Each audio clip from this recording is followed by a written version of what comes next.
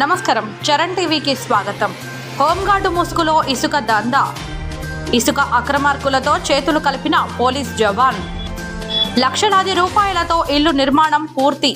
మెదక్ జిల్లా కొల్చారం పోలీస్ స్టేషన్లో విధులు నిర్వహిస్తున్న హోంగార్డు అవినీతి కథ ఇది. కొల్చారం మండలం రంగంపేట, తుక్కాపురం, పాపన్నపేట మండలం ఎంకేపల్లి రెండు మండలాల మధ్య ఉన్న మంజీరాలో నిత్యం అక్రమంగా ఇసుక రవాణా నడుస్తుంది. ఎవరైనా 100కు ఫోన్ చేస్తే ఇసుక మాఫియాలకు నేనున్నానంటూ భరోసా ఇస్తున్న హోంగార్డు ఇసుక అక్రమార్కుల నుండి వేలాది రూపాయలు వసూలు చేయడమే కాకుండా తన ఇంటి వద్ద పెద్ద మొత్తంలో ఇసుక నిల్వలు పెట్టుకున్న పోలీస్. హోంగార్డును ఎవరైనా ఎదిరిస్తే కాల్ చేస్తానంటూ బెదిరింపులకు దిగుతున్న వైనం. ఈ పోలీస్ ఉద్యోగి అరాచకాలపై మరిన్ని ఆసక్తికరమైన ప్రసారాలు మీ చరణ్ టీవీలో భాగం 2.